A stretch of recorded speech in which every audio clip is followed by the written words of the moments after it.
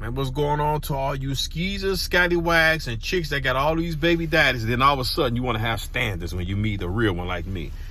And for all the nut-hugging men that always know somebody that got something, but you ain't got nothing at all. Nut huggers. But anyway, today's story is going to be brought to you from Physique Farm Test Booster. I find a lot of my clients are females are taking this.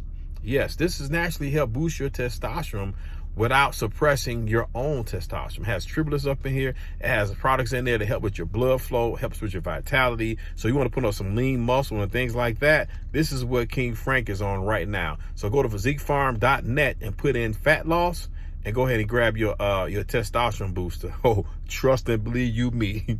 This will get your muscles back going where they need to be, get your vitality up in so many ways. Okay, here's the story.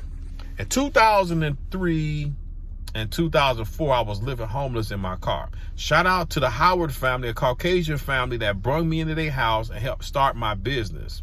And shout out to the Latino lady that was making tortilla shells that I see all over the stores now. She used to bring me fresh tortillas and just throw them in my car, and that's what I survived on. And to the one white racist dude that used to say all the racist stuff, called me niggas and all that type of stuff. Hey, man, find a job, nigga. He used to throw up paper. That's when people have papers. People don't have that now. You know, we got the internet. So he used to give me a paper every day, man, you know, and that really, you know, and he used to come past and give me advice and stuff and, you know, tell me I don't really like blacks, but I respect what you're doing. Because I was living in my car in the parking lot, in South Suburban College parking lot. And I went through a degree program to be a trainer. And that's probably why I ended up being successful in the training field, because I went to school for it. I didn't just, you know, I added a little prison workouts, and then my athleticism from the sports I played before I was selling drugs. And then, of course, the knowledge I got from the South Suburban College degree program they had at the time, 15 minutes off of Chicago. Because I'm a Chicago kid. Enough of that. So I met this young lady. And when I met this young lady, she was nice and everything. She's like, man, you always on time. I'm like, I'm living in my car. Didn't tell her that. So she was like, what do you want to do? I said, you know, I'm just going to, you know, look and give me some clients. She's like, well, I can get you some clients. No problem. She got me some clients, man. I had 5 in-home clients by the end of the next following week, charging $125, and I was doing them 2 to 3 times a week. I was clocking. And then she hooked me up in the basement of one of her properties because her family had owned daycares. So I would go down there. It was like 15, 16 people at a time, 3 times a week, and I was charging each one of them $15 a pop. Man, I'm talking about I was clocking this money, and I had no overhead, no kids, didn't owe nobody nothing. I wasn't selling no more drugs. I was clocking in my car, right? I saved up at least $20,000, $30,000 in my car. I kid you not. So now the woman was like, yo, all I want from you is I want a husband, I want to have a kid, and I want us to be together. I'm like, what? And I'm like, and at the time, I'm very disciplined when it comes to sex. Anybody will tell you that ever came into any of my facilities, females, these fine females, man, King wasn't going for that. I wasn't going for the booty. I need the money. So I'm going, went over her house one time, and unexpectedly, her family came over there like, yo, we need to talk to you. They was like, listen, we know that you're the next one up that she says she wants to be with. All you got to do is pick out a car, pick out a house. You know, we put you guys on a budget. You know, let us know what you want to do. You want to open a gym. I'm like, you couldn't beat this. You can't make this stuff up. So after about a week, she was like, yo, you haven't told me what you want to do. I said, what do you mean? She says, my family is very serious. We're not playing. You know, I'm trying to have a kid, blah, blah, blah. I'm like, you don't even know me. She says, we got your, we pulled your credit report. We got your information. We know who your parole officer is and everything. I'm like, I said, listen, I want to thank you for everything. And I'm hoping that I can continue training the people at y'all facilities and things like that. You know, she had me, I was training like high ranking people, like politicians, not just, well, no, housewives, superintendents. I ran across a lot of people, and I told her, I said, I can't do it. I need love. You know, I just can't do it. She was beautiful. She was single. She was like, before the BBLs, she was a red bone. Most people like that, whatever. I like anything without an Adam's apple. She was a red bone, natural long hair, right? And bodied up, you know, double D's, you know, maybe a 29 in the waist and 47 at the rear. I mean, yeah. But it just wasn't me, because I still felt I wanted to do my own thing, and I wanted love, and I wanted to be, of course, I want to have that woman by my side and things like that. So look at this. So she's like, well, your birthday coming up, which was in August. She says, well, I'm going to take you out on your birthday. They didn't even ask me. She says, what do you want? She asked me, she said, do you want a car? I'm like, oh, man.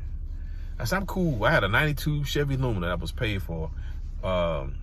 And thanks to the Howard found me that later on got me some air conditioning. Shout out to you, Blair. Thank you. So I told the lady, I was like, well, look, man, I just want to take a ride downtown and just take a walk. So anyway, I showed up at a house because I'm a gentleman. I'm going to pick you up. You're not going to come over my house because I'm living in my car.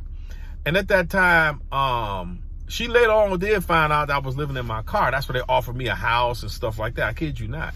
Some people out there got some serious money. So we went out, and I just told her, I said, hey, you know what? Just to confirm, I do live in my car, and I think you deserve better. She's like, we already know all that. And so we walking, and all of a sudden I'm like, yo, those are no walking shoes. It was a heel with like a 3-inch like wedge, and then it had where like her feet was hanging out and the strings was on the side. So let me show you how it looked. You know how y'all be wearing those shoes in y'all feet. Anyway, she had meat hanging off on the side of that shoe, trying to walk and be cute, and she was like limping like a pigeon, clucking like a chicken, you know, walking. I said, man, look, your feet look, you know, they swole up. And before they rearranged downtown at Grant Park, they had these washrooms. You had to go down this ramp, right? So I said, well, let me check and make sure it's open. I go down. 30 seconds later, she come flying down there, clucking like a chicken. I'm like, man, and this is a big girl. I ain't talking about fat. I told y'all the measurements. So she coming down there. But mind you, I was like, people don't know this, but when I got out of prison, I was like 260, 265. So I wasn't no little dude at that time, right? I think by the time I met the Howard family that took me in their house, I already had like slimmed down like 80 pounds or so. You know, I was living in my car. You know, I'm not eating that much. So she come down there. I could barely stop her, man. I was like a Mack truck. She had shoulders like a linebacker. She was a thickum. I bet you she probably like big now. So make a long story short, I didn't go for it. And she had bought me some items, some jewelry and all this other type of stuff. And I was making that money. So I was like, hey, man, here go your money. I don't want to owe nobody nothing, but that's not what I'm looking for to do. And she was like, all right, you know, whatever, you know. And then her mama gave me a call. I had a cell phone. Mama gave me a call. I was like, yo, I don't think you know the significance of what's going to happen. I said, man, I still want to do business with you guys. And, you know, she was like, yeah, all right. I go over there to that house to go because I had collected all that money up front. And I want to perform a service. I go down there to the place where they had one of their facilities, right? Because they had daycares like everywhere. Before people started getting daycare, they had daycares everywhere. Houses everywhere. And nobody showed up. The mama was sitting in the chairs like I told you. If you're not going to be with my daughter, you're not going to get this money. I said, but I got these people money. I said, you know what? Here, I don't even want it. You know what I mean? So I laid down the rest of the money because I knew something was up. And she was like, dang. She said, you an honorable man. Stupid, but honorable. I can respect that. You're going to go far. But just not with this family until you're going to do what we want you to do. I said, I will be a slave to y'all circumstances, to whatever y'all want me to do. If I go in with this family or whatever. She said, but you'll be set for your life, boy. You just don't know. I said, man, I hear you, but I can't do it. So all my in-home clients, I was getting $125 to do. This was back in 2003, 2004. They all didn't want to be bothered with me. I was only left with like one client because she said she wasn't going for that, right? And the reason I'm telling y'all this story is because I want to give thanks to the people that helped me out and things like that, because I got a lot of stories that's not so good, but this is one of the ones that is good. For people out there listening to the story, I wish I could shorten it up and stuff like that, but it was just so much involved in that. The thing about it is that you realize who you are, who people are, when things are not going their way, and then when the chips are down, that's when you find out who really is who your real true friend. Because there's a big difference when you want to talk about friends and associates. You find out when people at their lowest point and when you at your lowest point at times, that sometimes people you might know somebody 20, 30 years, and that might be a long-term associate that you miscategorize as a friend. And just because they family members and got the same blood in their veins as you do, don't mean that's family, for real. So I just want to let you guys know this is the type of person I am. Don't get me wrong. I've done some ruthless things and stuff like that. But through prayer and through God, I couldn't have that just add water and stir family. So my question is to you guys, would you guys do a prearranged marriage, fellas?